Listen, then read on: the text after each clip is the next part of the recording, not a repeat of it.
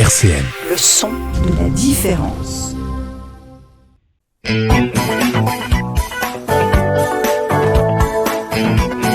On va pas se raconter d'histoire sur RCN, Philippe Rivet.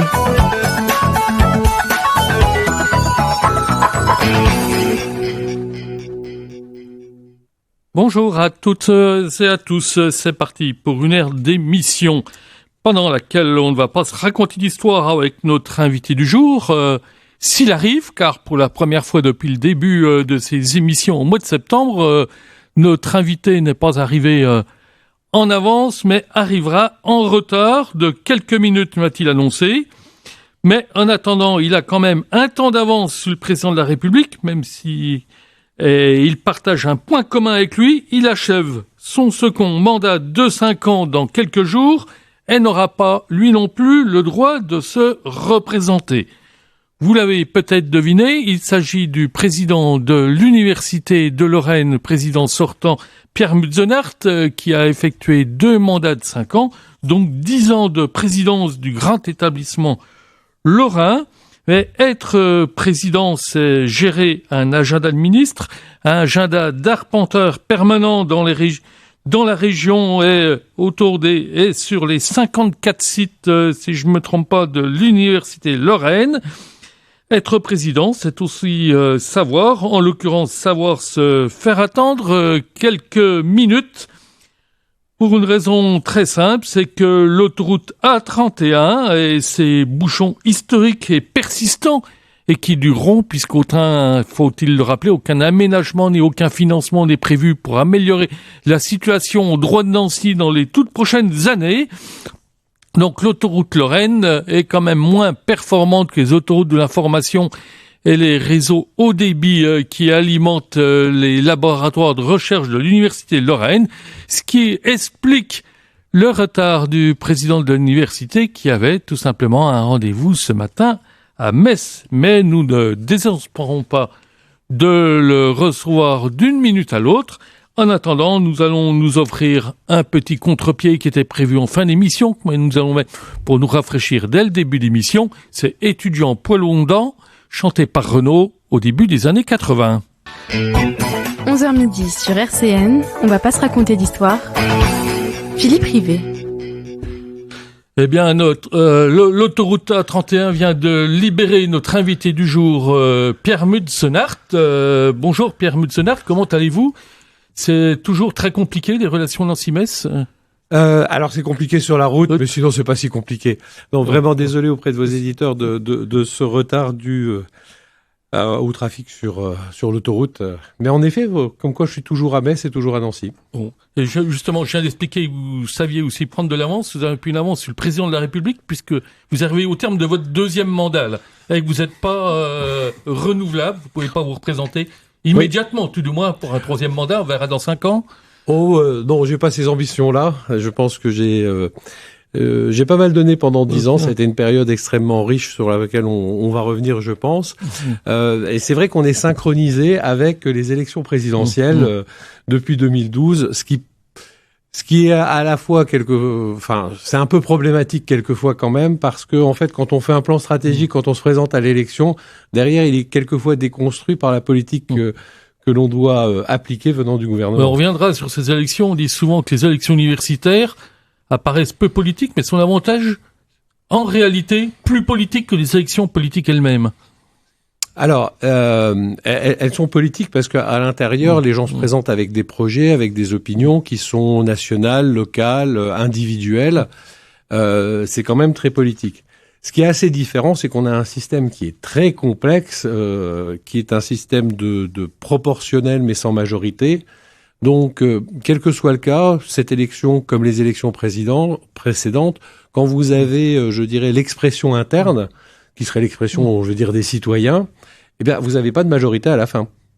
Donc, vous êtes obligé de composer, et je crois que c'est aussi une des beautés de l'université, de composer avec l'ensemble des parties prenantes, internes, principalement, mais aussi externes, pour mener votre politique. C'est la science du compromis, c'est propre aux universités ou au statut de grand établissement de l'Université de Lorraine? Non, je pense que c'est assez propre à la plupart des universités aussi à travers du monde. Il y avait un très bel article il y a quelques années dans Forbes qui parlait des universités comparées aux grandes entreprises.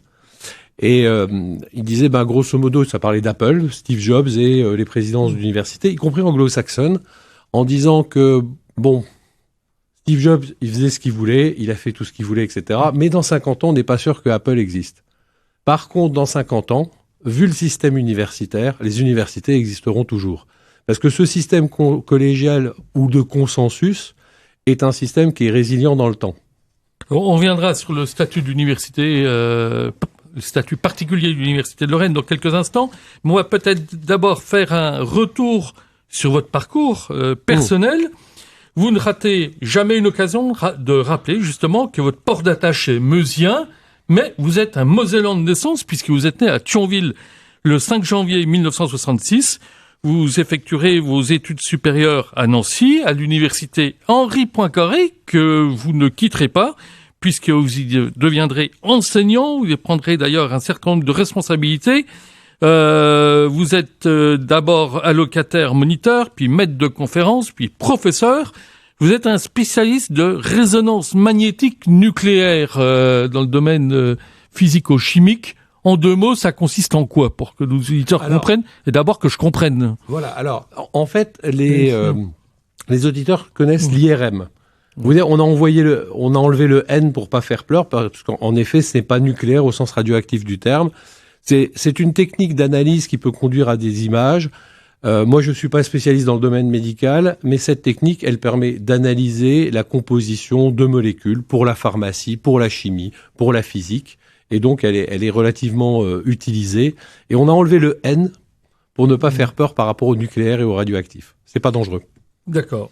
Vous avez très vite, au fil de votre parcours, pris des responsabilités au CNU, Conseil national des universités, puis à l'université Poincaré. Vous avez été notamment vice-président du conseil scientifique. Parallèlement, vous êtes devenu pendant 5 ans expert pour l'Agence française de sécurité sanitaire des produits de santé. Vous avez été également membre pendant une dizaine d'années du Conseil économique et social de Lorraine. Vous avez été élu en 2012 président de l'Université de Lorraine. Vous avez alors pris des responsabilités nationales au sein de ce qui s'appelait à l'époque la CPU. Aujourd'hui, c'est France Université, qui était la conférence des présidents d'université. Vous êtes occupé de recherche, de formation. Et vous avez encore des responsabilités actuellement vous occupez des moyens, c'est ça, depuis 2021 Je m'occupe de la commission des moyens et des personnels qui est très active en ce moment, notamment dans la mise en place de tout ce qui suit la loi de programmation pour la recherche. Voilà, on reviendra aussi sur la loi de programmation. 10 ans à la tête d'une université, c'est rare, c'est un sacré bail quand même. On en ressort avec quel état d'esprit, puis tout simplement dans quel état? Est-ce qu'on en ressort ressoré ou on en sort quand même en forme, avec encore une ambition. Et Soré, si on regarde les photos de 2012 et les photos de 2022, serait pas, on en ressort avec 15 kilos en plus. Oui. Voilà, ça c'est. Comment on en ressort? On en ressort avec beaucoup de fierté. On en ressort avec. Je pense qu'on a fait le job. Alors je dis on parce qu'il n'y a pas que le président. Le président donne des impulsions, comme on l'a dit, il y a du consensus, et on a vraiment porté cette université a une visibilité régionale, nationale, internationale que aucune des universités de la fusion ne pouvait avoir. Donc très bien classé dans le classement de Shanghai, notamment. Oui, alors il y a les classements sont arrivés. Les classements, c'est l'aboutissement du travail qui est fait. C'est pas, on travaille pas pour les classements. Mais est-ce que c'est le nec plus ultra, les classements là? Est-ce qu'il faut toujours avoir l'œil rivé sur les classements en disant faut qu'on soit le meilleur dans le classement? Non, faut pas avoir l'œil rivé sur les classements. Je dis bien, c'est une conséquence. Après. Les médias, bien sûr, s'en saisissent, notamment depuis les années 2000 avec le classement de Shanghai ou autre. Vous m'avez d'ailleurs assez souvent appelé pendant l'été. Oui, absolument, je m'en souviens, puisque c'est au 15 août, là, le classement de Shanghai est révélé au 15 août. Et au 15 août. Non, ça montre, ça nous permet de nous comparer, de nous placer, de montrer l'impact que peuvent avoir les universités. Mais c'est pas l'alpha et l'oméga, et chacun de ces classements a ses avantages et ses inconvénients. Simplement, quand on regarde quand même, ça montre qu'il y a des universités dans le monde, en France, qui ont un réel impact sur la société. Et je pense que c'est ça qui est important.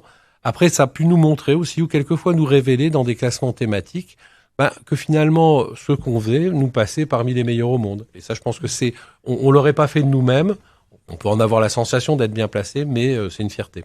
Quand vous étiez vice-président du conseil scientifique de l'université Henri Poincaré, ce qu'on appelait Nancien à l'époque, l'une des 4 universités lorraines, vous avez été un militant de la fusion, du rapprochement des universités. Vous avez été l'un des membres fondateurs, on va dire, de l'université de Lorraine. C'était vraiment pas gagné quand on se souvient des débats d'il y a un peu plus de 10 ans.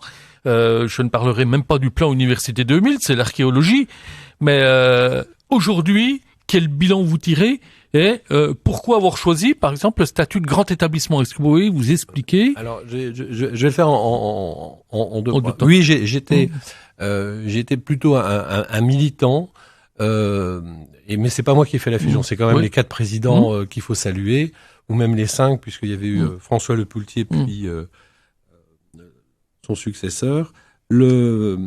Je pense que le constat qu'on faisait, c'est du point de vue de la recherche, c'est qu'on avait des laboratoires qui étaient partagés entre plein d'universités. Le système était complexe. Je sais pas qu'il l'est moins maintenant, mais il était complexe. Puis il y avait un déclassement des universités en Lorraine. Nos universités, elles étaient pas visibles, et on voit bien. Et on voyait. Un déclassement ou un manque de visibilité? Alors, je pense qu'il y avait déjà un déclassement et un manque de visibilité, les deux. Et puis il y avait aussi quelque chose qui, pour moi, manque profondément à 2 niveaux. Le premier, c'est que les universités, il faudrait faire un peu d'archéologie, etc. On a des universités qui n'étaient pas pluridisciplinaires. C'est-à-dire, là, il y avait la santé et les sciences d'un côté, ou bien les sciences et les humanités de l'autre, ou que les humanités, ou que l'ingénierie. Et en fait, dans le monde dans lequel on vit, quand on voit les autres universités, les capacités à aborder des sujets complexes, parce que si on les aborde pas à l'université, où on va les aborder, si on parle d'énergie, ce n'est pas que de la technologie. C'est aussi des rapports au droit, c'est aussi des rapports au social, au perçu, à un certain nombre d'études. Si on parle de la médecine, on voit bien que la médecine n'est pas que l'affaire des médecins. Les médecins soignent, mais toutes les technologies qui sont là proviennent des autres disciplines. Donc, si on veut pouvoir faire progresser la connaissance, il faut avoir le spectre le plus large de disciplines. Après, la configuration qu'on avait en Lorraine était particulière, 4 universités, ou 3 plus une université avec des écoles d'ingénieurs. Et moi, par rapport à ce qu'on représentait, on n'avait pas d'autre choix. Si on voulait être assez impactant, assez présent, pouvoir faire ça, que de se réunir. Après, politiquement, c'est compliqué. Ça le restera et ça l'est toujours, parce que vous avez 2 métropoles. C'est assez rare. Il y a peut-être Aix-Marseille, mais maintenant Aix-Marseille forme une métropole. Oui, c'est un peu complexe de ce côté-là. Mais pourquoi avoir choisi le statut de grand établissement? Alors, le statut de grand établissement, universitaire classique. Le statut de grand établissement, il a été choisi parce que les gens voulaient ce statut-là, parce que ce statut, en fait, pour le dire autrement, oui, en 2 mots, ça permet de s'organiser comme on veut. L'autre, on est dans une organisation standard, pas adaptée. Qu'est-ce que ça a permis? Des représentations dans les collèges électoraux de gens de Metz, de Nancy et des autres sites. Ça a permis que les écoles d'ingénieurs retrouvent une place au sein d'un collégium. Ça a permis... Conformément à une tradition lancéenne où il y a toujours une collaboration entre les écoles d'ingénieurs et l'université, ce qui n'était pas le cas partout. Là, elles sont à l'intérieur, donc la collaboration, elle est effective. Chacun respectant les modalités de formation, mais elle est effective. Ça a permis aussi, par exemple, quelque chose qui, je pense, un beau succès, d'avoir un conseil de la vie universitaire. Parce que dans les autres universités, il y a un conseil de la formation et de la vie universitaire. Or, la formation, c'est très prégnant. Et donc, finalement, la vie universitaire était un strapontin de ces conseils de formation. Là, on a un vrai conseil de la vie universitaire avec des gens de l'extérieur, avec l'ensemble des territoires qui sont représentés et qui permettent d'avancer pour les étudiants comme pour les personnels. Ça, c'est un vrai succès. S'il fallait retenir un point positif de vos 2 mandats et de ce statut, qu'est-ce que ça a permis? Qu'est-ce que vous retenez là de vos 10 ans à tête de l'université de plus positif? Alors, vous l'avez dit, j'ai été vice-président du conseil scientifique, c'est la recherche à cœur. Pour moi, la recherche et la visibilité qu'on a en recherche maintenant. Parce que, bien sûr que notre cœur de service public est de former la jeunesse. Mais pour former cette jeunesse aux enjeux actuels, cela vient de la recherche. Et si on n'est pas globalement bon en recherche, globalement, pour l'enseignement, on perdra à un moment donné un leadership et une transmission des savoirs pour nos étudiants. Donc, la fierté, c'est alors il y a eu la reconnaissance des grands programmes, de l'ICIT, etc. Mais c'est d'avoir montré que l'Université de Lorraine était une université de recherche intensive, comme on dit, et derrière, ce qui en découle, c'est des formations de qualité. Et avec la consolidation des collaborations entre l'université et les laboratoires, ce qui était aussi une particularité de l'Université de Lorraine. Oui, là, on était exemplaire déjà même avant la fusion entre les universités, parce que dans nos rapports au CNRS, aux grands organismes nationaux, nous avions déjà établi avant la fusion des très bons rapports, nous continuons à les avoir. Ce qui fait que nous pouvons nous engager dans de grands programmes qui découlent du national ou qui découlent de l'européen. Et qui est le prescripteur? C'est l'université ou ce sont les grands organismes de recherche? Alors là, nous, on a un système qui étonne tout le monde parce qu'on n'a pas créé de structure. C'est un système de consensus où chacun est représenté et on arrive à un consensus pour le meilleur de tous. Dans ce qui a le moins bien marché, enfin, d'après ce qu'on entend, donc je vous invite à vous défendre là-dessus, c'est le fameux Sénat académique, qui est une assemblée censée représenter les territoires. On dit que c'était finalement l'assemblée de trop. Et vous-même, vous aviez eu quelques réserves là-dessus. Répondez voir peut-être sur ce premier point avant que j'aborde les suivants. Ce point-là, il a été introduit dans la loi Furasio. Nous avions mis un Sénat avant. Quand on fait le constat, c'est plus un problème, quelle que soit la taille. Enfin, c'est un problème de taille et de responsabilité. C'est pas complètement facile à animer. Alors, le Sénat chez nous, c'est les membres des 3 conseils vie universitaire, conseil scientifique et conseil de la formation. Maintenant, vous avez une assemblée qui fait une centaine de personnes. C'est vrai dans les autres établissements parce que les conseils font à peu près une quarantaine de personnes, entre 30 et 40 personnes. Donc, c'est une instance qui, je veux dire, permet un débat croisé sur un certain nombre de sujets, mais ça peut pas être la comparaison à un Sénat de type républicain qu'on trouve ailleurs, une assemblée qui puisse vraiment délibérer ou autre. Donc c'est que quelques sujets généraux qui sont là, les autres sont particularisés par la formation. Donc, fait la preuve de son utilité là. Alors, s'il n'existait pas, de toute façon, à un moment donné, vous êtes obligé sur des sujets généraux, par exemple le projet de l'établissement. Là, le prochain président ou présidente va devant le Sénat proposer son programme. Donc, c'est des moments de rassemblement. Est-ce que formellement, on a besoin d'un Sénat comme ça? Non. De réunir les 3 conseils ensemble? Oui. Parmi les reproches qui vous sont adressés, ce côté plus interrogatif là-dessus, vous a reproché de geler les postes, d'avoir reçu des moyens, d'avoir préféré avoir une gestion père de famille extrêmement prudent en disant l'université déborde pas de moyens, donc alors écoutez, il faudrait que les gens regardent un peu ce qui se passe en France parce que des postes gelés, il y en a partout ou pratiquement partout. La raison est la suivante, c'est que si on ne vous donne pas l'argent pour payer les fonctionnaires, à un moment donné, vous pouvez pas payer tous les fonctionnaires qu'on vous autorise à employer. C'est juste ça. Donc c'est une question de relation avec l'État qui ne couvre pas un certain nombre d'augmentations qui sont de son fait ou du mécanisme. Et ça, c'est une problématique. Vous pensez au fameux GVT, mais c'est le GVT qui nous fait voter des postes, qui nous fait geler des postes. Quand vous avez simplement parce que vous vieillissez, vous passez des échelons, etc. C'est essentiellement ça. Vous avez une promotion, ce qui est plutôt bien. C'est 2 millions d'euros supplémentaires par an sur lesquels on ne peut pas agir et qu'il faut retrouver. Si l'État vous les donne pas et vous dit on vous les donnera pas, vous faites comment? Vous pouvez pas publier des postes sans avoir la masse salariale derrière. Et ça c'est vraiment quelque chose. Si on revient plus, c'est pas une volonté du président de l'université. Donc, qu'est-ce que vous voulez dire par là que l'université, qui est quand même une grosse entreprise, puisqu'il y a 60 000 étudiants, 7 000 personnels à peu près, finalement, n'a pas les moyens de fonctionner parce que l'État met pas les moyens en face? Exactement. Sur cette partie-là, on a vu, et ça c'est difficile à porter, et on le dit, alors on peut le dire de différentes manières, mais on l'a dit à l'État, enfin il y a qu'à regarder les actions que j'ai eues notamment dans France Université ou dans la conférence des présidents d'université. On a eu, grosso modo, on est capable de payer 8% de gens en moins, alors qu'on a 20% d'étudiants en plus depuis 2012. On peut pas dire que de ce point de vue-là, on va améliorer la qualité d'encadrement de nos étudiants. Donc, il faut, et notamment là, il y a un changement de gouvernement. Il y a eu la LPR, c'est bien pour la recherche, mais il faut réinvestir sur l'humain dans les universités et donc avoir des postes. Oui, et est-ce que... Ou au moins payer les postes. Donc on va dire que depuis une dizaine d'années, aucun gouvernement n'était sensible à ces revendications. Alors, il n'y a pas eu en fait de plan de temps en temps. On a eu une action qui nous permettait de publier un peu plus d'emplois parce qu'on était plus aidé une année. Mais de vision globale, l'emploi, c'est de l'emploi quand même pour plusieurs années.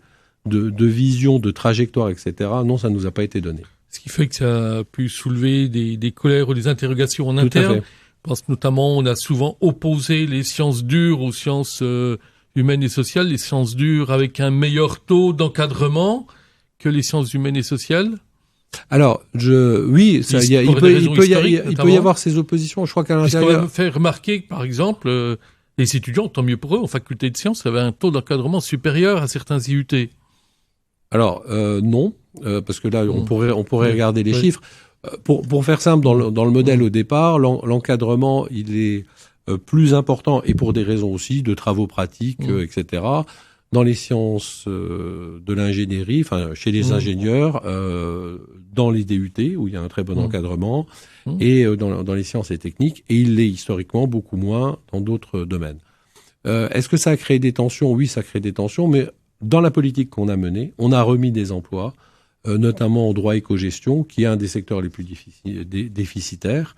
Maintenant, il y a d'autres secteurs qui sont déficitaires. On le voit sur STAPS aussi, qui a été depuis des années. Là. Une des filières qui sont là. Ouais, là, il y a eu un plan STAPS. Ça reste une filière très attractive. Très attractive, avec beaucoup d'étudiants et pas assez de moyens. Donc, on a ces arbitrages-là à faire qui sont pas faciles. Mais on a eu une politique de ce point de vue. Moi, je voudrais dire quand même qu'on a eu une politique qui a été la politique de se mettre sur le fil du rasoir. Parce que quand on fait le bilan, il a été fait par d'autres, donc j'en parle là, on a toujours publié des emplois. On n'a pas fait de campagne blanche pour pouvoir résorber ce GVT comme l'État nous demande. On a toujours publié le maximum d'emplois. Ça impose un certain nombre de contraintes. Et après, moi, je voudrais pas que l'État nous entraîne sur le fait qu'on commence à payer les fonctionnaires sur les ressources dites contractuelles, parce que ça, je pense qu'on sort de notre rôle de service public. Et ça, c'est quelque chose qui est toujours là, sous-jacent, etc. Et il faut y être très prudent. L'université est capable d'offrir des parcours remarquables à ses étudiants, et cependant, on sent qu'il y a toujours quand même un nœud assez fort. C'est le premier cycle, les premières années, où il y a un taux d'échec qui peut parfois dépasser les 50%. Alors, comment le résoudre ? C'est pas propre à l'université de Lorraine. Ah non, c'est pas propre à l'université de Lorraine, c'est quelque chose de systémique au niveau de la France. Alors, comment vous l'analysez et va-t-on pouvoir le résoudre un jour ? Alors, je pense qu'on peut faire mieux, mais plusieurs raisons à ça. La première raison, c'est que l'université sert de faire valoir à tous les systèmes sélectifs. Donc, quand on dit en France, vous pouvez faire toutes les études, oui, parce qu'il y a l'université à qui on demande d'accepter tous les candidats. Et ça permet pas. Alors quelquefois c'est des choix par défaut, ce qui fait que en plus les étudiants ne s'orientent pas. Orientation. Alors il y a la question de l'orientation, elle est fondamentale. La loi Auré, qui a été très critiquée, orientation réussite des étudiants, qui a été très très critiquée, je pense, apporte quand même un regard nouveau. C'est-à-dire quand vous avez quelqu'un qui veut faire tel type d'études, l'adéquation de son parcours avec ses études est pas toujours le bon. On a des exemples, par exemple, quand on a ouvert, je vais donner un exemple très criant, quand on a ouvert la PACES à Metz, c'est-à-dire l'accès aux études de santé. Les gens ont pensé que parce que c'était ouvert, faut que je vienne plus près du micro, voilà, parce que c'était ouvert, on pouvait candidater quelle que soit sa filière.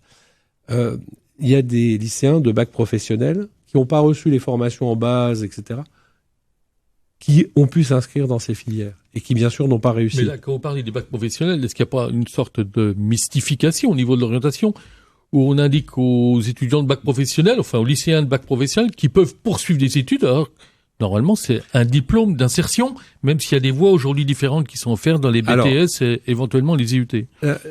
Là, je pense que c'est le moment dans ce pays où on continue des études. On voit toujours ici que continuer des études, c'est juste après avoir fait quelque chose. En Allemagne, vous avez été dans une filière, vous allez travailler, vous revenez à vos études. La France est encore un des pays où il faut qu'on fasse les études en bloc.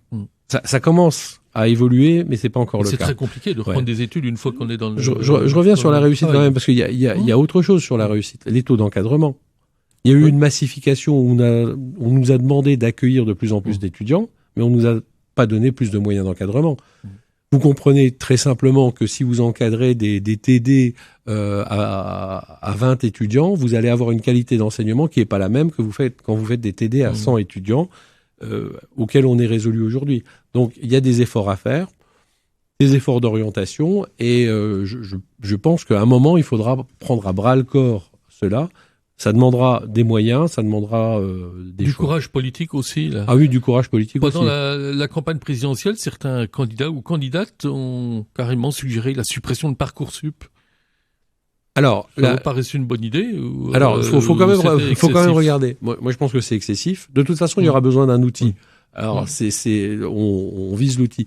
Je rappelle que quand même, APB, qui était avant, pourquoi il a été enlevé? Admission post-bac. Parce que dans ce système-là, à la fin, il y avait du tirage au sort.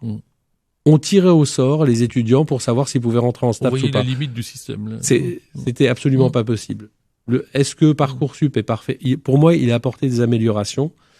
Des améliorations aussi, même si ça reste complexe, l'offre de formation est pléthorique, Université de Lorraine ou ailleurs, mais les étudiants sont informés. J'ai pu tester, mon fils là est passé dans le supérieur. J'ai pu tester, ils sont informés, c'est compliqué, ça peut être compliqué pour les parents, ça demande de l'accompagnement, mais le système est pas si complexe que ça. Il y a cette période où on attend si on va être pris ou pas. Qui existait avant, mais on envoyait un courrier, on attendait si on était pris ou pas. Enfin moi je me souviens. Donc il peut être amélioré, mais je pense que c'est pas en disant je supprime Parcoursup que j'ai résolu le problème. Ça ne résoudra rien. C'est un outil. Est-ce que la réforme du bac vous a étonné, décontenancé ou plutôt agréablement surpris? Est-ce que, en clair, les universités, l'université de Lorraine en particulier, est prête à accueillir ces nouveaux profils d'étudiants, à s'adapter au bac? Parce qu'on parle beaucoup de la continuité bac-3, bac+3, on a l'impression que ça relève plutôt de la rhétorique, là. Alors, la réforme du bac, on peut l'avoir de différentes manières. Moi, ma perception, c'est que on est revenu, sans le dire, moi, j'ai passé mon bac au temps où on avait des filières qui allaient de A à G. D'accord, à peu près. Même peut-être plus, je crois. Donc, en fait, là, dans l'individualisation des parcours, on retrouve finalement ce type de parcours et peut-être d'autres. Ça, je pense que ça peut être positif. Nous, on a à nous y adapter, mais il faut aussi quand même, par exemple, c'est la question des mathématiques. Oui. Il faut quand même que derrière, malgré ces choix que font les lycéens, il y ait quand même une base qui nous permette, nous, derrière, de travailler.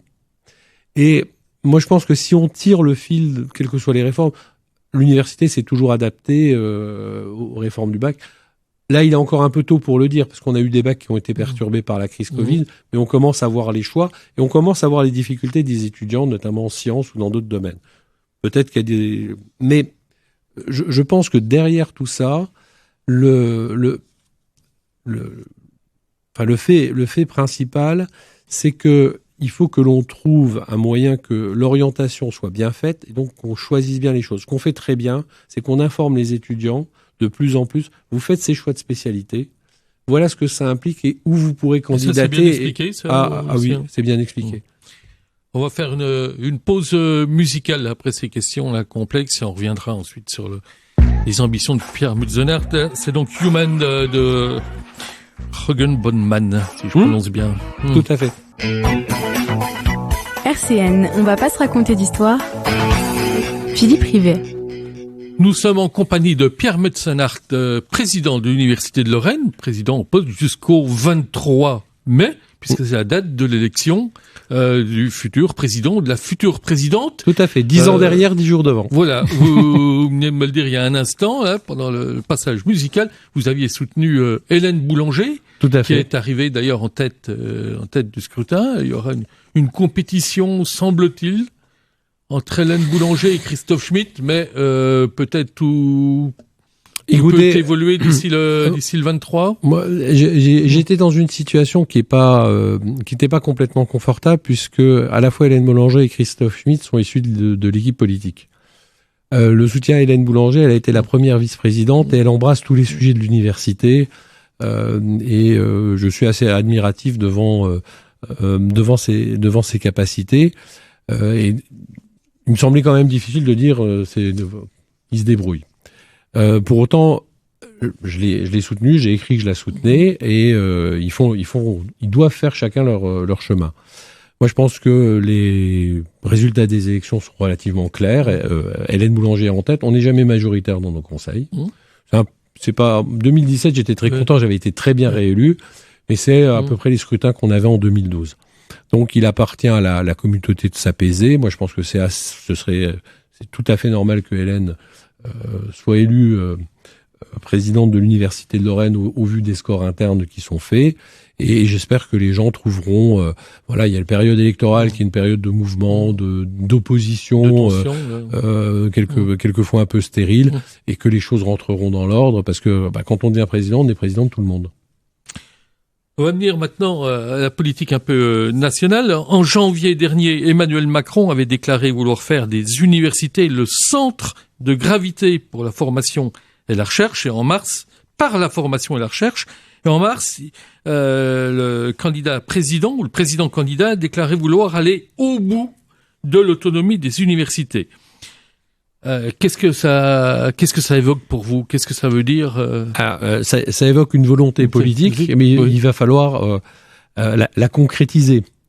Parce que derrière, l'autonomie n'est pas l'indépendance, je voudrais le rappeler, c'est dire que les universités sont autonomes dans la manière dont elles recrutent, dont elles font leur politique, etc. Alors on a un cadre national et il y a moyen d'aller un peu plus loin. Je rappelle que quand on regarde ce que dit l'Union européenne des universités, sur les 27 de l'UE, on est à peu près en termes d'autonomie 24e ou 25e. Pour plein de faits. C'est-à-dire qu'il y a encore un regard, une tutelle tatillonne de l'État sur l'université. Ah oui. Elle existe toujours dans beaucoup de mécanismes. Alors, on a un système qui est particulier, qui fait qu'on est peut-être plus quelquefois dans d'autres pays un service public avec des fonctionnaires.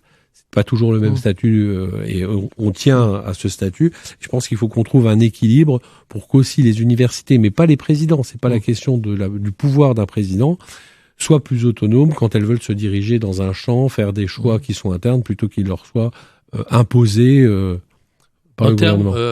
Les universités disposent quand même d'une certaine liberté sur le plan pédagogique, même s'il y a des cadres nationaux, mais les maquettes peuvent s'adapter.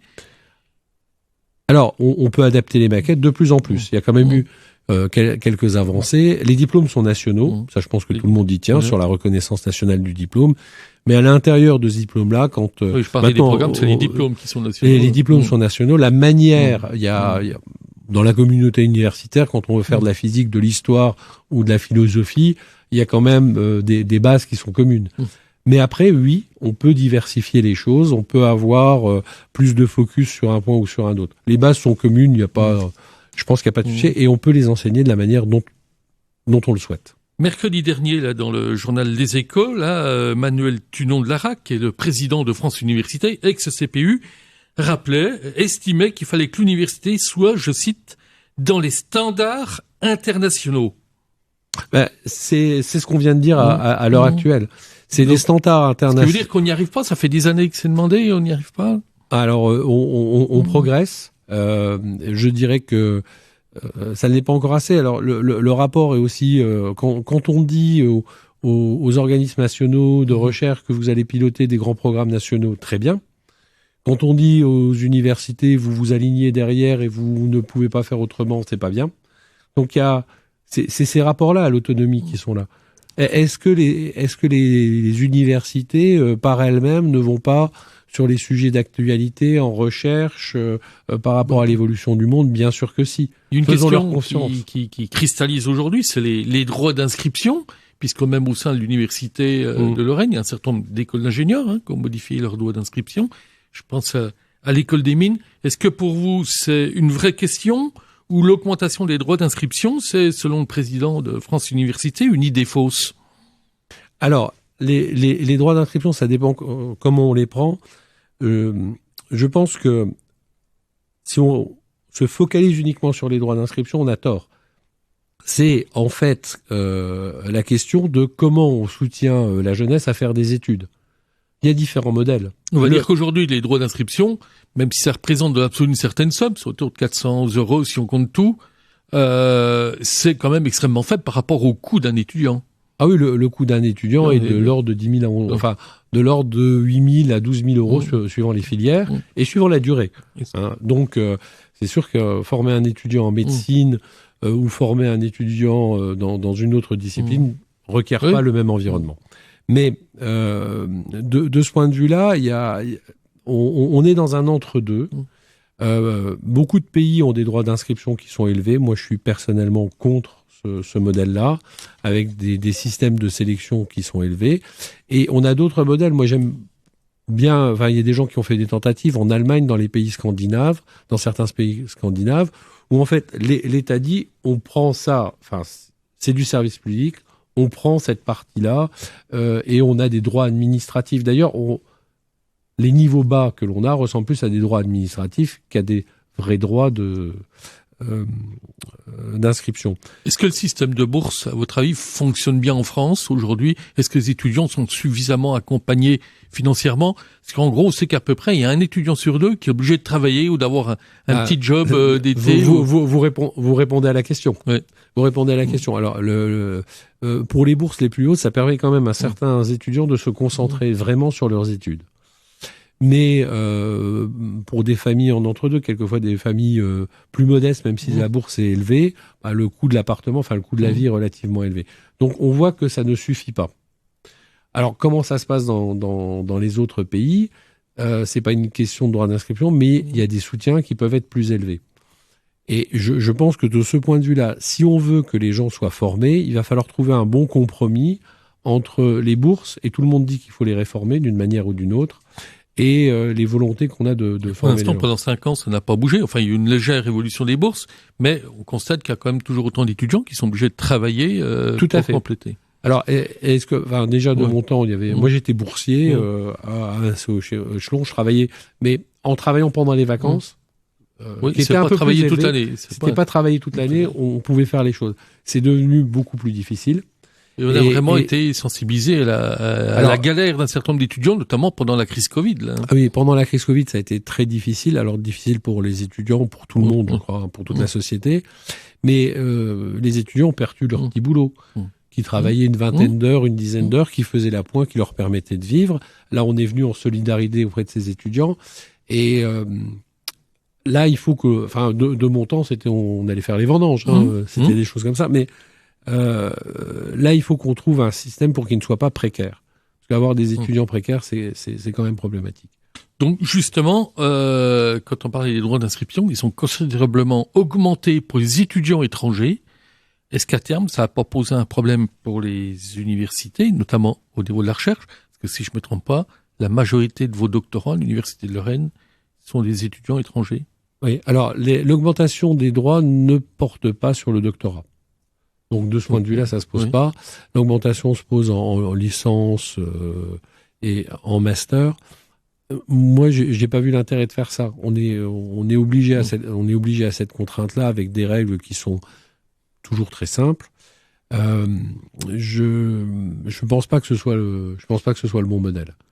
Je pense pas que ce soit le bon modèle. Ils sont pas hyper élevés, mais le public qu'on accueille en France, peut-être plus que dans d'autres pays, est quand même un public d'étudiants qui viennent de pays où ils n'ont pas toujours les outils de formation, même s'ils se sont beaucoup améliorés, y compris en Afrique, notamment en licence, mais souvent au niveau du master, ils ne les ont pas. C'est quand même un moyen d'aider, d'avoir ça. Donc, faudrait pour moi les supprimer. Revoir le système globalement. Quel bilan tirez-vous du mandat Macron, notamment le ministère de l'Enseignement supérieur tenu par Frédérique Vidal? Je sais que la CPU avait des relations parfois un peu tendues, mais que la CPU a fini par applaudir à la loi de programmation. Alors, non. Oui, il y a eu des relations qui étaient tendues parce qu'on s'attendait, je pense, à moins de contrôle et à aller plus vers l'autonomie. Et en fait, on a eu quand même un pilotage qui était plus resserré. Dans les réformes, la réforme Auré a fait, on supprime APB, mais la nouvelle solution convenait pas. On était plutôt à soutenir les grandes lignes qui est là. Sur la loi de programmation pour la recherche, on peut toujours dire qu'on n'est pas d'accord avec ce qui a été mis dedans. Moi, j'étais dans les groupes de travail qui ont participé, et on peut lui reconnaître que même si son poids, elle n'était pas politique, même si son poids politique pouvait être discuté, notamment par rapport à un ministère comme l'Éducation nationale, l'arbitrage d'un moment laisser les écoles ouvertes et fermer les universités, c'est un arbitrage qu'elle n'a pas eu et qu'elle a regretté, et que nous avons regretté. Parce qu'on voit bien aussi les conséquences psychologiques sur les étudiants. En revanche, la loi de programmation pour la recherche, si elle est tenue, est quand même un élément qui permettra de rattraper un certain nombre de retards, de revaloriser les carrières, redonne des moyens pour la recherche. La seule chose qu'on peut regretter et qu'elle n'a pas obtenue, parce que ça fait peut-être, c'est que ce soit une loi enseignement supérieur et recherche. Il aurait fallu faire en même temps parce que les deux sont étroitement liés. Donc il faut une deuxième loi, là? Oui, il faut une deuxième loi. C'est vraiment au niveau de France Université, puis au niveau des présidents, même sans ça, il faut qu'il y ait une loi sur l'enseignement supérieur. On ne peut pas accepter plus d'étudiants encore dans nos universités et dégrader les conditions d'encadrement. Donc c'est une question, alors en plus on a une question conjoncturelle, mais là c'est une question sur le long terme. Si on veut bien former les gens, il faut les encadrer, et donc il faut des moyens pour les encadrer. Je pose une question qui va peut-être vous faire bondir. Est-ce que finalement la solution serait pas été qu'il y ait un seul ministère, l'éducation nationale, l'enseignement supérieur? Je sais que vous allez me répondre que vous êtes opposé à cette formule, les universitaires préfèrent avoir leur ministère bien à eux, mais en termes de poids politique, vous venez de le dire, le poids politique de l'enseignement supérieur est souvent mineur ou moins fort que celui du titulaire du ministère de l'Éducation nationale. Alors, je suis pas un politique, mais le poids qu'on veut donner à un ministère n'est pas forcément uniquement lié à son budget, parce que le budget de l'Éducation nationale est énorme. Le poids politique est-ce qu'on veut une France de l'enseignement supérieur, de la recherche et de l'innovation ou pas? Ça, c'est le poids politique. C'est pas un ministère des universités qu'on demande. C'est un ministère de l'enseignement supérieur et de la recherche. La question de l'innovation est plus diffuse. Elle pourrait être là, elle pourrait être ailleurs, elle peut être coordonnée, mais enseignement supérieur et recherche sont intimement liés. Le mettre avec l'éducation nationale ou qu'il y ait une relation avec l'éducation nationale, c'est normal. Mais avoir un secrétaire d'État à la recherche dans un pays qui veut créer des valeurs, qui est un pays des Lumières, c'est quand même un peu insuffisant, me semble-t-il. Jusqu'à midi, on va pas se raconter d'histoire sur RCN. Avant de conclure cette émission dans une poignée de minutes, vous n'échapperez pas au questionnaire de Proust revisité par mes soins que je pose à chaque invité. Si vous n'aviez pas été universitaire, quel métier auriez-vous aimé choisir? Alors, le métier que j'aurais aimé faire, c'était vétérinaire. Donc, si j'avais pu, j'aurais été vétérinaire. J'ai fait enseignant-chercheur, n'ayant pas réussi vétérinaire. Bon. Votre passe-temps favori? Mon passe-temps favori, que j'exerce pas beaucoup. Alors, c'est devenu la plongée, en fait. Depuis une dizaine d'années. Votre couleur préférée? Le gris. Votre modèle professionnel, enfin, en termes de personnalité, dans le monde universitaire, de la recherche, à qui vous vouez une admiration sans limite? Alors, des gens comme... Il y en a plusieurs que j'ai pas forcément connus, mais c'est des gens comme Charpak ou Pierre-Gilles Lejeune, qui à la fois étaient des grands scientifiques, partager une vision humaniste et aller vers la société. Votre défaut principal? Peut-être un peu taiseux. Et votre qualité principale? Je pense que c'est difficile de se donner une qualité, mais je pense que je suis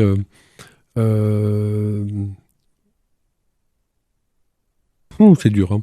Allez, je calme et réfléchis, on va dire ça. Ce que vous détestez le plus? Les discriminations et les haines. Ce que vous appréciez le plus? Le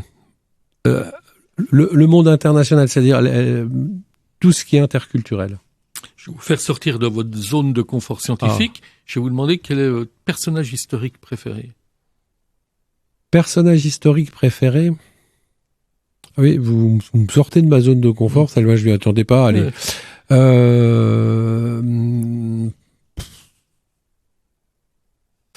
Non, comme ça de préféré, j'en vois pas. J'irai vers un scientifique, mais on pourrait reprendre Charpak. Je sais pas si c'est historique ou Pierre-Gilles Dehaene, mais ce serait un scientifique. Qu'on marquait l'histoire. Votre rêve le plus fou? Mon rêve le plus fou, ce serait de voyager dans certains pays où j'ai pas pu voyager. Je pense que je ne le ferai pas. Par exemple, de voir l'Antarctique ou des choses comme ça. Mars, non, ça donne pas. Non, parce que de toute façon, je pense que c'est. Je dis pas que j'aimerais pas, mais je pense que voilà, passer là, j'ai les capacités physiques de le faire. Et puis ma foi, la question maintenant surprise, ce que vous n'avez jamais dit en public et que vous allez nous dire maintenant, ce que vous n'avez jamais osé avouer, déclarer, et que vous auriez envie de dire maintenant. Que